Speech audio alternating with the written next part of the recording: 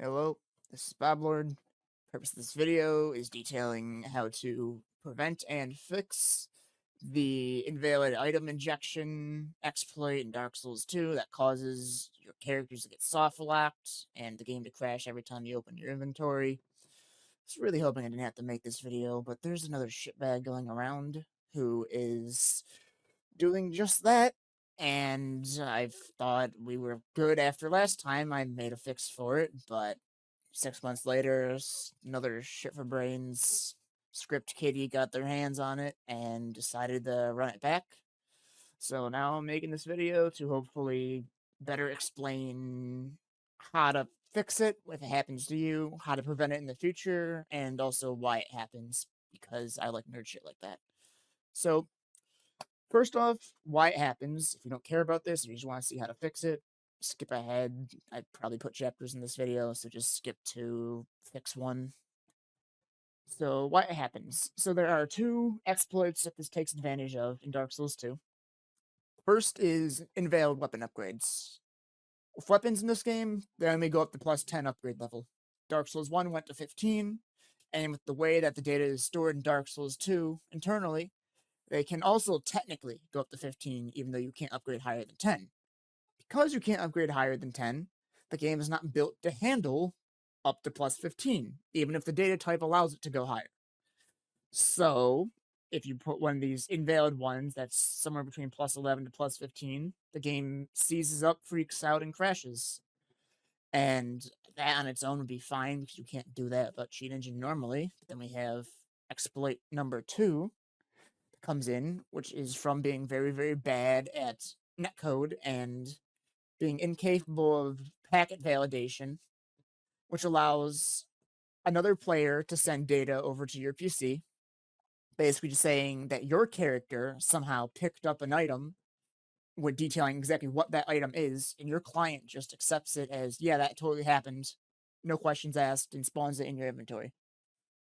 So then some malicious actor got their hands on both of those, put the pieces together, and realized that they could invade people, end this packet in question over, and basically soft lock people's characters because they can no longer open their inventories. Now, this bum gave it away to a bunch more script kiddies, and once it's out of the hands of one person, it's permanently out there. So this comes around like every 6 months or so when some new bum gets their hands on it and goes around doing this shit to people. So I've made 2 fixes for this. One is simpler, but it is Windows only. The other works on Linux, works on Steam Deck, works on if the first Windows fix doesn't work, you can also do it on Windows. And I'm going to be detailing both. So first off, with my example here, I have a generic character that I've set up to have the issue, where if I go into my inventory, try to go into it, try to go over here, you can clearly see it's problematic. My game is now frozen and it crashes. So yeah, invalid items in the inventory. So now the first fix, go to Chrome or whatever your internet browser of choice is. Again, this is Windows only, so you're going to want to go to this GitHub repository. I'll put the link in the description. DS2 Inventory Cleaner. Here we go. There's the main link. DS2 Inventory Cleaner, or you can just Google DS2 Inventory Cleaner GitHub. First link right here. Your choice. And you're going to want to download the release here, whatever the latest release listed here is. There is a bunch more FAQ stuff if you're concerned about it because it is an EXE. If you want to look for the code yourself, if you're confused on what exactly this entails, there's a lot more here. You can read that on your own time, but this is something I personally made, and obviously I wouldn't release something that wasn't safe.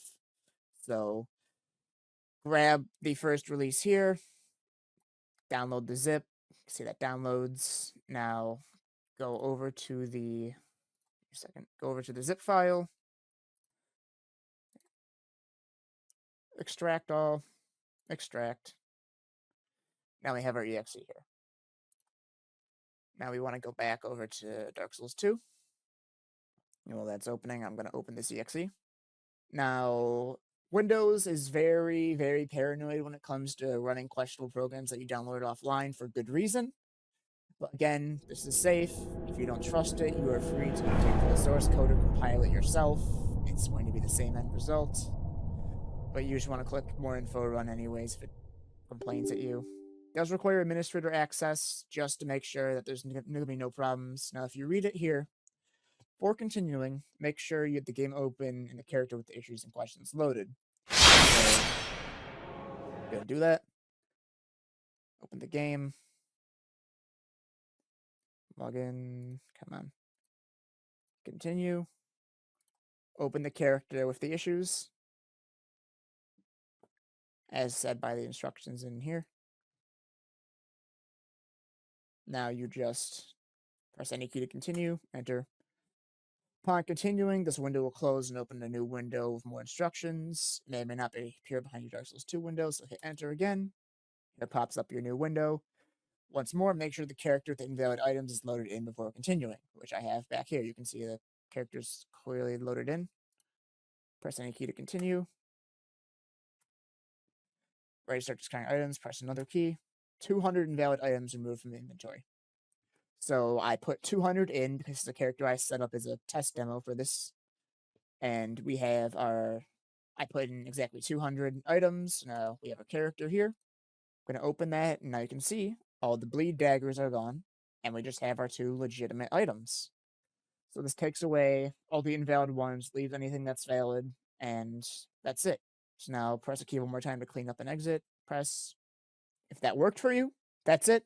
You can close the video here or skip ahead to the point of how to prevent this from happening in the future. That is the first way of solving this.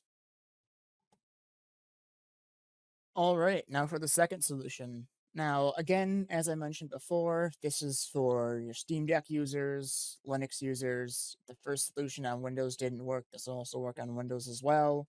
This is a kind of a slightly more involved catch-all solution that will do it just as well as the first one did, but a little more effort involved. So again, back to Chrome, another GitHub repository.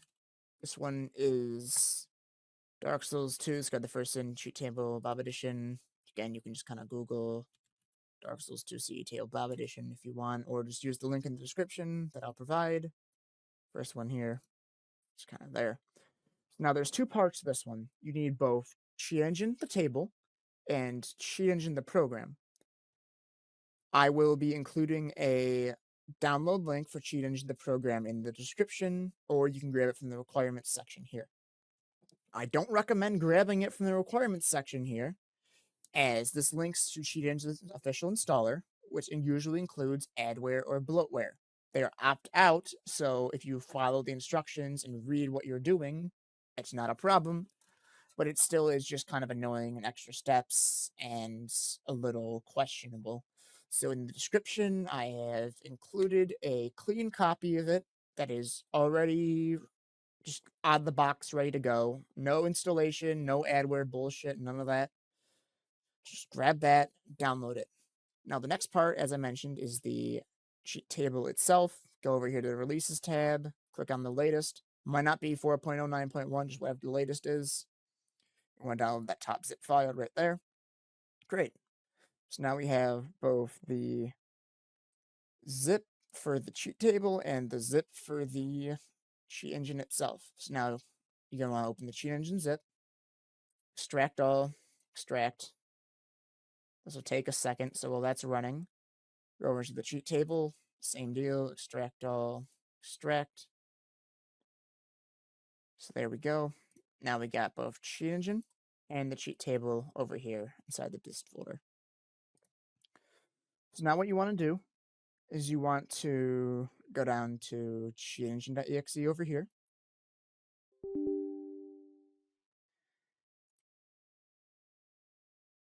Hit cancel, open here, and then plug in the table. You just navigate to wherever you found it, and it goes there. If you're doing Linux, as I previously mentioned, there's a little bit more involved that you have to do right here. If you go back over to the GitHub, there is this section right here detailing the Linux installation instructions. Everything I've done so far is still applicable, but you have a little bit more to do to run Sheet Engine. You gotta install Proton Hex.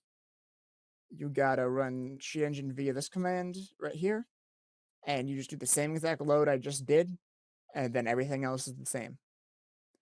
Just follow the instructions here for Linux. I'm not going to go over them myself because I don't exactly have a Linux machine set up here to do it, but if you're on Steam Deck, if you're on Linux, instructions are right here. Follow those. But so once we got this table loaded in Sheet Engine, we're going to go back over to our game, minimize this, load this up, load our character back up.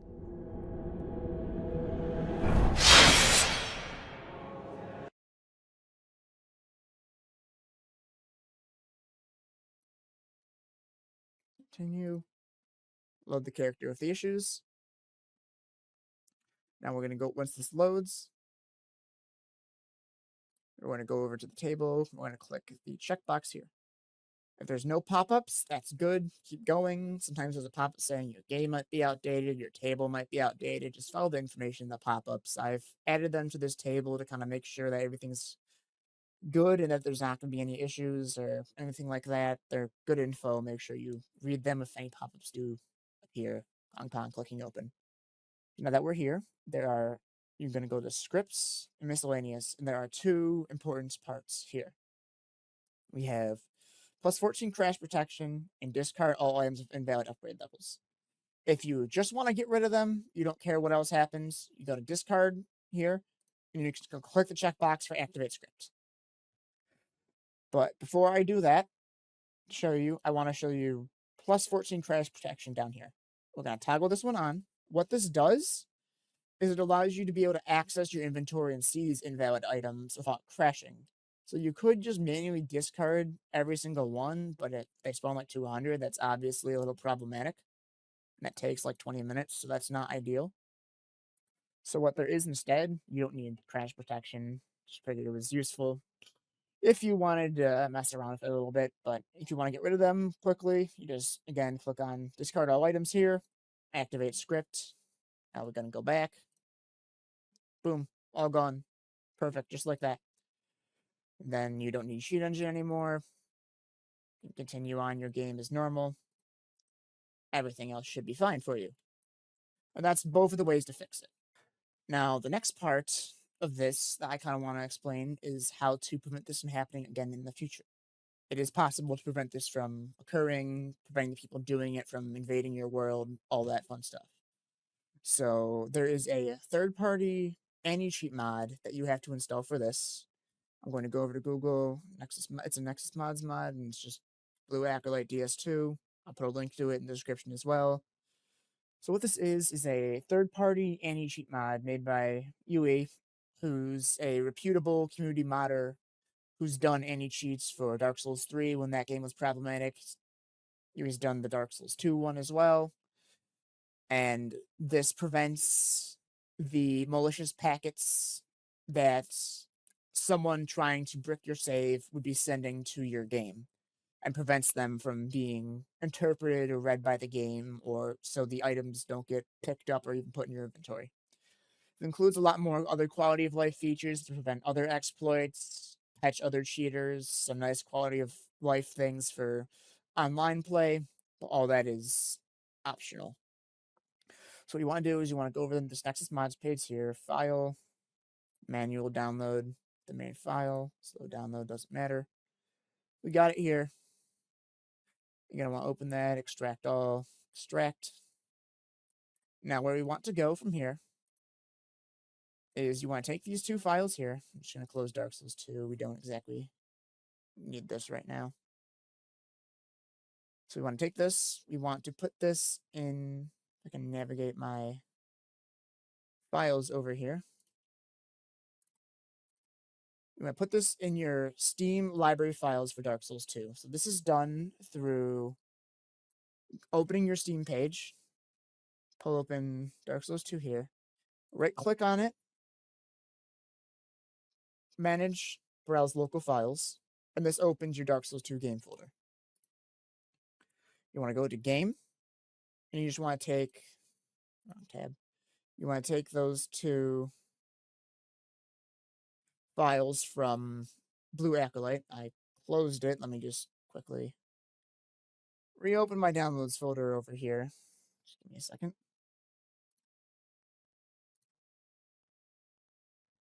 Here we go. We want to take our two files from Blue Acolyte. You want to take your Dark Souls 2 game folder over here, and you just want to paste them in. So Control C. Then you would just Control V. If it asks you to overwrite, just overwrite it. It's not a problem. I'm just not going to do it because I already have it installed. But this is the kind of file path you need to paste them along. See, Program Files 86, Steam Apps Common, Dark Souls 2 game. That file path may vary depending on where you have it installed, but access your game folder for Steam. Copy paste them in here, puts this folder in, puts in the input 8 DLL. And inside here, this has a bunch of preferences you can configure if you don't want the little UI to show up. If you only want it to just kind of run in the background and not be visible, turn the online functionality on and off.